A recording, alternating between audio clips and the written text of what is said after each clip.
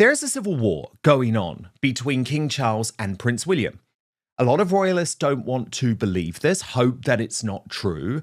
And of course it is nasty, given this is a father and son who do love each other. Of course they love each other, but this is a battle over the future of the British monarchy. And I know a lot about this because I know the characters involved, and I also know that the Daily Mail, which is my former newspaper, is being used as the proxy in which to pump out this very unfair information about Prince William. And I think he has a right to be angry, and I think King Charles needs to call the attack dogs off, if I'm completely honest. Now, what we're going to do is look very closely at this reporting. I am going to translate it for you, reveal what's really going on, who is saying this, why are they saying this. Then we're going to get analysis from Brittany, the editor of the Royal News Network, and we'll hear from Tom Sykes too, who is behind the Royalist Substack and is writing a book which he promises to blow the lid on this royal civil war. So why this has come to the forefront this week, although my reporting on this has, of course, gone back many, many months, and indeed years. Indeed years. Like, honestly, guys, I was dealing with this like when I was at the Sun newspaper and King Charles wanted to push Prince William off the front page. I knew what his team would do in order to do so. So this has been going on for a long time. But the reason it's come to the fore this week is because of a particularly bizarre in-depth feature written in the Daily Mail by Barbara Davies, which is intended to sort of present a nice picture of William's secret life. Look at the headline: disguises, iffy accents and pints, all with the loyal band of friends who have stuck by his side for years. But do you see the sting in the tail in the headline? Why royal aides are concerned. And indeed, this is a clever newspaper technique that has been used by the Daily Mail. Present what looks to the public as sort of a nice piece about Prince William, because the public, the Daily Mail readers, actually love Prince William. They adore what him and Catherine, the Princess of Wales, are doing for the country.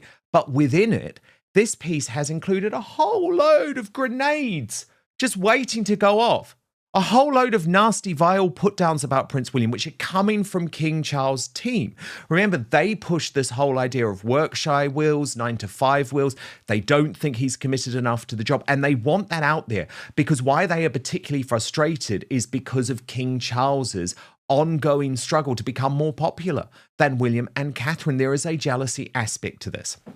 So what I'm going to do is go through this article and just translate it for you as we go. So it all kicked off as a result of these pictures of Prince William's celebration at Aston Villa the other week. And Barbara Davies writes, what does this blokish glimpse of William tell us about the man behind the royal titles? And crucially, what does last week's spontaneous outpouring of emotion reveal about the underlying tension between the prince's desire for a normal life with family and friends amid his burgeoning duties as heir to the throne? As a royal source exclusively told the Daily Mail this week, he's a 40-something bloke, well off with a happy family, but all that currently waits for him is a metaphorical straitjacket and a very heavy crown. At 43 and saddled with a predestined royal role as monarch in the wings, William is said to be increasingly treasuring his life with the lads. Their meetings are infrequent but cherished, adds the royal source. The lads are particular fans of barbecues, beer, and a lot of wine. Indeed, William's band of brothers prefer to gather at each other's houses, well away from the gaze of the public, or failing that, to meet at pubs in West London with discreet landlords and quiet back rooms where the prince is said to be partial to a pint of Stella Artois. They usually holiday abroad together at least once a year, often at a ski resort. William, according to the source, dons an occasional disguise, either growing or shaving off a beard, wearing a hat and glasses, and on occasions employing an iffy Welsh accent to put strangers off the scent. During these precious off-duty moments, conversations about William's current or future roles are strictly off-limit and generally revolve around family, their children, jobs, and sport. Like all senior royals, he rarely lets his guard down with anyone, says the source. He is wary of getting too close to others. His true inner circle is very select. They have no axes to grind and know how to behave. Their occasionally boisterous behaviour has to be toned down so as not to draw too much attention to themselves. But these are sort of let your hair down moments for William, who can't act like this anywhere else. Now, what is going on in that setup? Is a new royal power struggle brewing behind palace walls? That's the explosive claim now sending royal commentators into a frenzy. Fresh reports and speculation suggest tensions may be growing over a controversial development involving King Charles and its potential impact on Prince William. Some observers are even describing the situation as a form of royal civil war. But is there really conflict at the top of the monarchy? Or is this another example of palace rumors taking on a life of their own? Stay tuned, because this story touches on the future of the royal family itself. For generations, the strength of the monarchy has depended on one crucial factor: unity. Public disagreements inside the royal family have always attracted enormous attention because they raise questions about stability, leadership, and the future direction of the institution. Today, much of that attention is focused on two central figures: King Charles III and his heir, Prince William. While both are committed to the monarchy's future, royal commentators often speculate about whether they share the same vision for how that future should look. And that's where the latest controversy begins. According to recent claims circulating in royal commentary circles, a controversial decision or development linked to King Charles has sparked debate among royal observers. Critics argue the move could complicate the monarchy's long-term strategy. Others insist the reports are being exaggerated and that disagreements inside institutions are perfectly normal. Yet the story has gained momentum because of one key factor. Prince William is no longer simply a senior royal. He is the future king. That means every major decision is increasingly viewed through the lens of succession. People naturally ask, would William handle things differently? Does he share the same priorities? And what happens when public perception suggests otherwise? What makes this story particularly fascinating is that it reflects a broader question facing the monarchy. How should it evolve in the modern era? Is a bid to present William as a good time boy. He's a party guy. He just wants to be with the lads having the pints. But that just simply isn't true, right? He has friends, just like Charles has friends, just like Charles does loads of private holidays. And who would resent him for doing that? Then we get to, I would argue, the point that Buckingham Palace via King Charles is trying to make here. Barbara Davies goes on. In a moment of the growing divergence between the prince's private and public life, not to mention the occasional clash with his father over their very different views of how the monarchy should evolve. For William's jaunt to Turkey comes amid growing concern in royal and government circles about his apparent reluctance to travel abroad for royal duties, unless it's for something which interests him personally. He is said to have been ordered to attend the funeral of Pope Francis by King Charles last year after avoiding the funeral of former US President Jimmy Carter. More recently, as the Daily Mail's Ephraim Hardcastle revealed earlier this month, he is said to have declined the idea of a trip to Jamaica 6 months after the island nation was devastated by Hurricane Melissa. His apparent lack of interest in Commonwealth countries has also been noted. It's been a particular concern of the Foreign Office, who have struggled to get him on a plane to spread some royal limelight, says the royal source. The big overseas trips have been exclusively to do with his Earthshot prize, but he has made 8 visits to watch rugby or football. So it's like, whoa, okay. This is like Buckingham Palace just going in for William, because this is really, really tough stuff. Like saying that basically he's not interested in the Commonwealth, doesn't want to travel. That is an attack. It's not entirely true either, by the way. Yes, William has been burned by what happened on his visit to the Caribbean. Do you remember that? All of the criticism over the fact that William and Catherine were in their fineries standing on top of a car. Like, he is concerned. He does want to modernize the royal visit. But to say, oh, he's made the 8 visits to rugby or football, so he's not interested in royal work, that is particularly nasty, given that one of the main reasons that William was unable to travel for a long time was because he had to stay in the United Kingdom, given that Catherine was undergoing chemotherapy and he was also trying to look after the children. The article goes on. The prince's desire for a life away from the confines of royal palaces was shaped early on both by Princess Diana, who on occasions made him and his brother Harry join queues and use cash, but most of all by his wife's family and his visits to their home in the village of Bucklebury. William found the informality eye-opening, says the royal source, who explains that the prince took close note of how Carol Middleton or Kate would get up from the table to check on food in the oven or add the finishing touches to dessert before serving it themselves. Aside from learning how to load a dishwasher, an early challenge faced by the prince came when he was asked to set the table for Christmas lunch.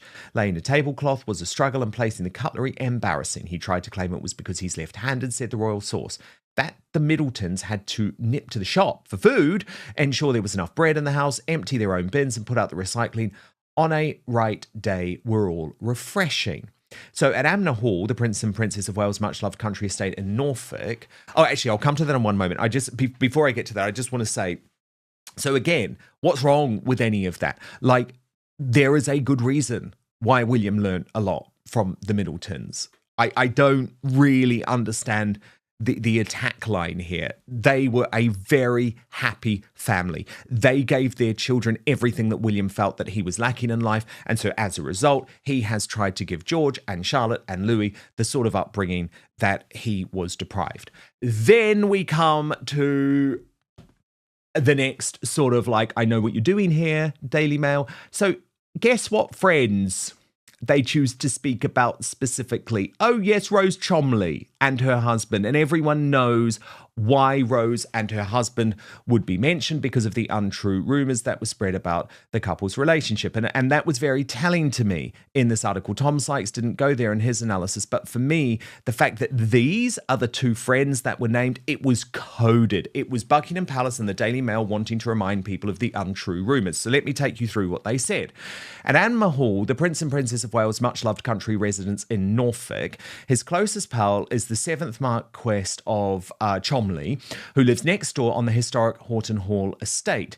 But their friendship, and that shared by their wives, is anything but stiff and starchy. Again, this is all wink, wink, nudge, nudge stuff, even though there is a significant age gap between the Marquess, who is 65, and the Prince. The Marquess, who served as Great Lord Chamberlain to Queen Elizabeth II and is a permanent Lord in waiting to the King, is known as Rocky to Prince William. He and Kate form a regular foursome. I mean, seriously, it's like you're not even really hiding this very well, okay? With Rocky and 42-year-old Rose cooking supper for each other, hosting dinner parties and attending the occasional local Norfolk charity event. This week, a former friend of Rose's from Style School told me that she is wonderfully down to earth and, like the Princess and Prince of Wales, relishes life with her husband and 3 children in the country. The royal source adds they keep all of it very low-key and try to have a normal as life as possible despite the grand backdrops. But why are you talking about them? Why are you talking about them? I know it, you know it, everyone knows it. We see what you're doing in the Daily Mail, and it stinks. It sucks. It's a low blow. We see it. You think you're being clever. Wink, wink, nudge, nudge. No. We know what you're doing. Okay. The article goes on. But where does all this fit in with William's royal duties and how life with his inner circle be impacted when one day he assumes the throne? Royal life, according to the sources, the one William finds the hardest, particularly the preset diaries and annual routines. Now, again, this is an attempt to paint William as a reluctant royal. He's not a reluctant royal. He's been very clear about that. He just wants to do things differently. He wants to do things his own way. The article goes on. William is said to find the rigid formality of his father's household stifling, largely due to the fact that staff are a constant presence and true privacy is impossible. According to the Daily Mail's royal source, he has introduced a lot of relative informality into home life.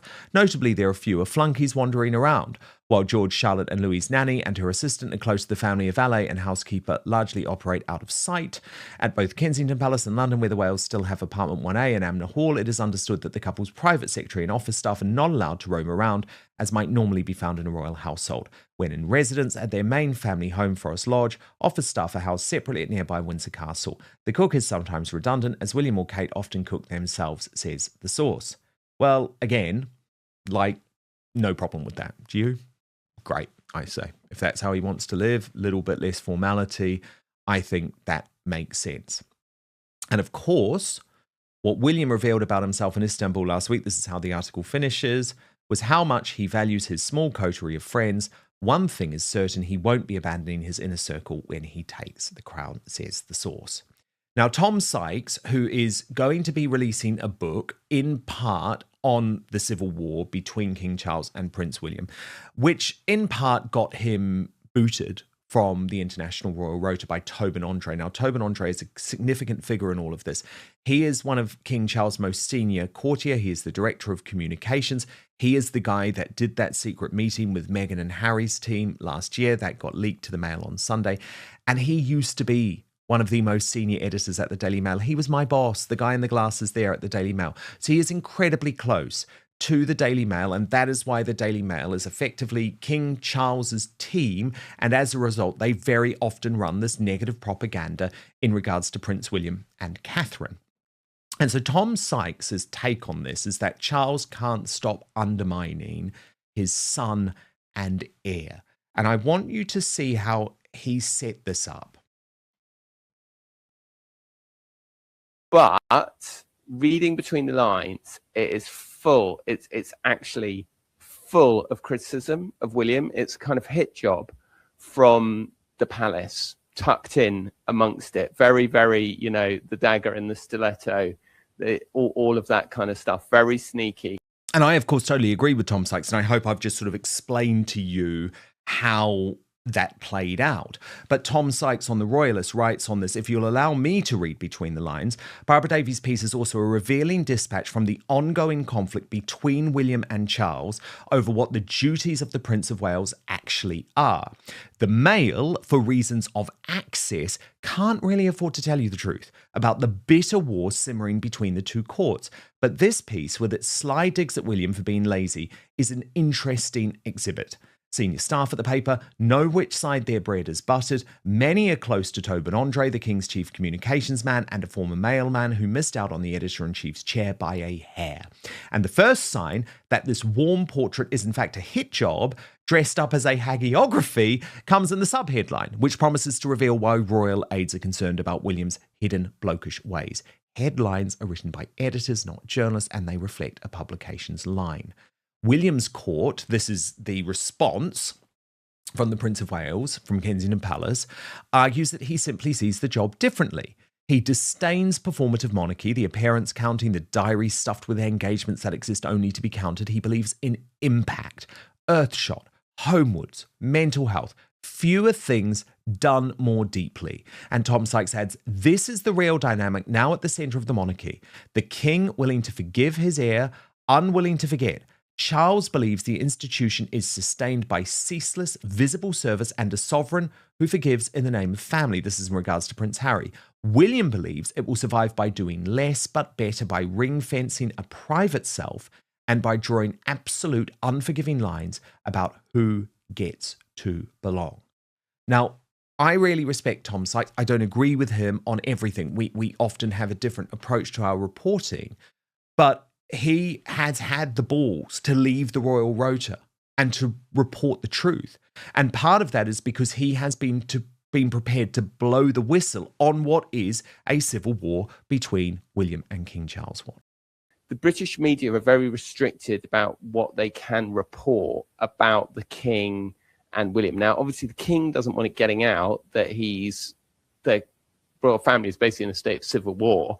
William and the King's officers completely diametric, different ideas of how to do stuff, how to operate, how to behave in the modern world, how to represent themselves, etc., etc. Any of you who followed my work over the past year will know that it's something I've talked about a lot since I migrated to Substack, since I was kicked out of the International Royal Rota by Tobin Andre.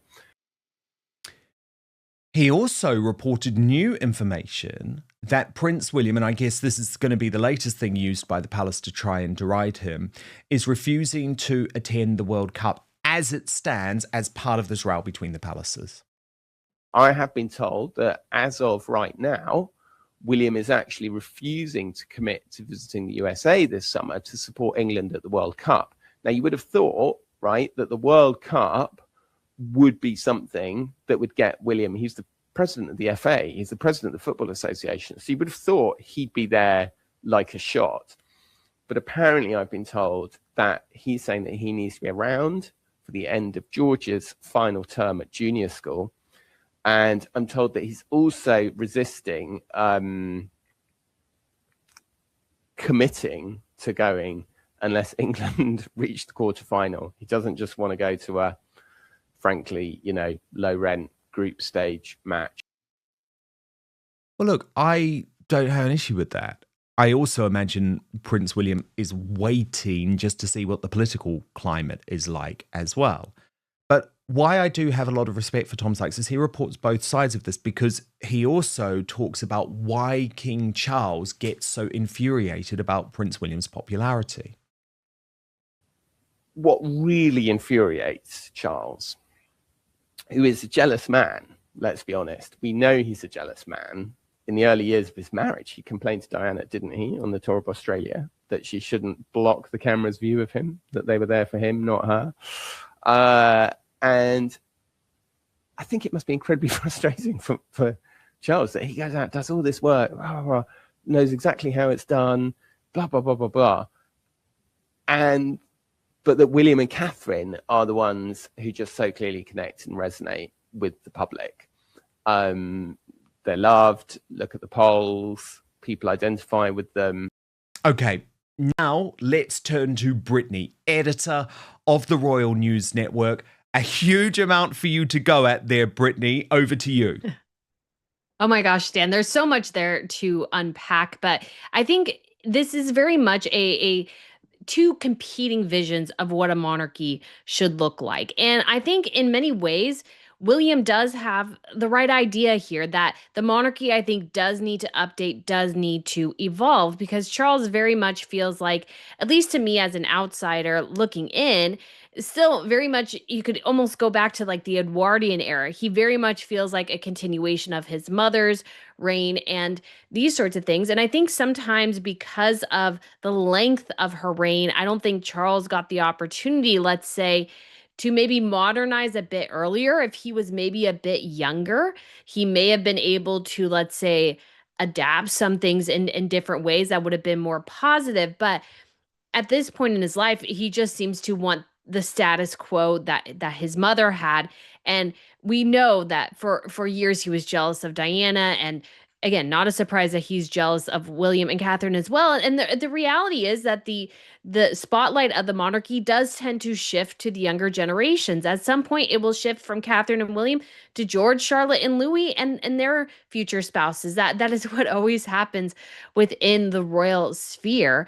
And so in this realm, it just seems like two very competing visions. I can see some of Charles's point that, yes, being seen is an important part of, I think, being a monarch, being part of a royal, like being seen going to fairly consistent engagements is really important. But I can also see William's side of having a stronger impact and focusing on more select things. So I think the two can maybe merge together. But unfortunately, I think that both sides probably here are a little bit stubborn and don't want to necessarily maybe come together and meet in the middle here, which is quite sad. But I think Charles, especially with the burden of his cancer, with being as elderly as he is, I think so strongly wants to make an impact, so strongly has been waiting for technically 70 years, but you could say more like closely like 50, 60 years for this role, and to have it and yet have such a short time at it, I think is deeply challenging for him. And I'm sure increases those feelings of, especially with the cancer, that William is in the wings waiting to take over, but he hasn't been able to make his mark yet. But this is just sort of a mess. It's just really unfortunate. It's kind of part of the reason why I'm a little bit of a fan of voluntary abdications. I know that's a little bit more complex in the UK, but I've seen it be very successful in other monarchies at this point. So I think that could have been something that would have been probably helpful for Charles to inherit the throne a little younger. But we're in the situation we're at, and I think these competing visions and these men are clashing in their roles and what they think the future should be, and it's just very unfortunate.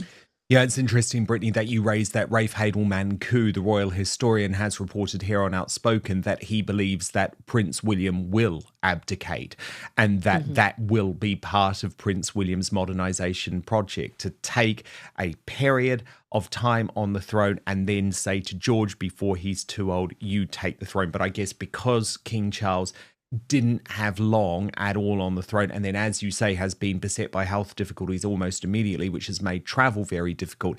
He's not even countenancing that. He's not even considering voluntary abdication. Now, whether there's going to potentially be an involuntary abdication because of the Andrew Mountbatten Windsor court situation, only time will tell on that. But Brittany, what do you make of the sort of leaking war that's going on? Because these digs contained in the Mail piece about Prince William, a lot of them felt below the belt to me, Brittany. So I guess I would point specifically to the idea that he's some type of party guy because he goes out with his mates like literally every now and then. I thought that was below the belt. I thought the reference of the Chomleys in opposed to other friends, that was below the belt. And I thought that the briefing, which was trying to make him out, Brittany, as not being pro-Commonwealth, was below the belt too, because I think after that disastrous Caribbean tour, you can understand why Prince William is not just going to always take Foreign Office advice. Like, he was deeply impacted by that tour because he knew what a PR disaster it was. But all of those were like real pressure points on Prince William, and they were all provided in this piece, which apparently was meant to be positive about William. I mean, you're right, Dan. So many of those were below the belt, especially if you take the foreign tour situation. I mean, there's a couple of factors there. Yes, of course, the Foreign Office kind of did not do the best job of handling Catherine and William's Caribbean tour. There were a lot of missteps there, and that would, I think, made William feel a bit burned by the situation. And it's like, for the next tour, he's like, okay, he wants more engagement, would be my guess. Is like, he wants more involvement. He's just not going to take the itinerary they give him. He wants more oversight over what's happening. Of course, the next year in 2023 was the coronation, and nobody traveled that year. 2024, Catherine was dealing with her cancer treatments, and so there was no travel there. 2025, similar situation. Catherine, recovering, and the slow process. Obviously, the kids are getting a bit older, but you have to, he didn't want to, let's say, go for a long overseas tour. And so there were very particular reasons why, at least within the last couple of years, that we didn't get an overseas visit. And Charles has been able to make them. And Charles, of course, wouldn't want the competition from William and Catherine, because Charles, yes, he goes, he gets crowds, but Catherine and William's crowds would probably be bigger. Let's be honest. But William as well has had to, with his wife's health crisis, with his father's health crisis, I'm sure is leaning on his friends. And does he want to let his hair down every once in a while? Yeah. Does anybody fault him for that? No, he's human like anybody else. And so I saw nothing there that rose to the level of grave concern at all. It just seems like a guy who wants to be a normal guy, has this very important role, and is trying to figure out how to best fill this important role while also not giving away everything about himself and making sure it fits within the private life he wants to have. Because I think a monarch with a strong private life with good family and friends around him is much better than one who does not. King Charles has spent decades preparing for his reign. He brings his own experience, ideas, and priorities. William represents a different generation. A generation expected to eventually guide the institution through a very different world. Because of that reality, commentators frequently compare their approaches, even when there is little evidence of actual disagreement. And once those comparisons begin, speculation often follows. But here's where the situation becomes even more interesting. Because this isn't really about one decision. It's about succession. The future of the monarchy has become one of the most discussed topics in royal coverage. Every public appearance, every policy shift, every strategic decision, all of it is viewed through a single question. What kind of king will William eventually become? That's why stories suggesting tension between Charles and William generate so much attention. People aren't just watching today's monarchy. They're trying to predict tomorrow's. And when commentators describe a situation as a civil war, it immediately captures public imagination, whether the label is justified or not. What's fascinating is how royal stories often become symbolic. Supporters of King Charles see a monarch navigating difficult challenges while modernizing the institution. Supporters of William often focus on the future and the opportunities that come with generational change. As a result, ordinary decisions can quickly become interpreted as signs of deeper conflict. One side sees leadership, the other sees disagreement, and suddenly a routine development becomes a major headline. Meanwhile, other members of the royal family continue playing important public roles. Catherine, Princess of Wales, remains one of the most popular figures within the monarchy. Public attention also continues focusing on the ongoing story involving Prince Harry and Meghan Markle. Against that backdrop, any suggestion of disagreement between Charles and William becomes even more significant. Because the monarchy is already navigating a period of major transition. Perhaps the most revealing part of this story isn't the controversy itself. It's how quickly audiences embraced it. Why? Because people are deeply interested in what happens next. The future king. The current king. 2 generations. 1 institution. And endless questions about where it is headed. That combination guarantees attention every single time. So is this really evidence of growing tensions at the highest levels of the royal family? Or is it simply another example of commentators turning palace speculation into dramatic headlines? Only those closest to the situation know for certain. But one thing is clear. Interest in the relationship between Charles and William has never been higher. At its core, this story isn't really about conflict. It's about the future of the monarchy. How leadership evolves. How institutions adapt. And how public expectations shape every major royal decision. For King Charles and Prince William, those questions will continue defining royal headlines for years to come. If you enjoy royal news, palace drama, and in-depth analysis of the biggest stories involving King Charles, Prince William, Catherine, Harry, Meghan, and the royal family, make sure you subscribe and turn on notifications. Because the next royal headline could be even more dramatic than this one.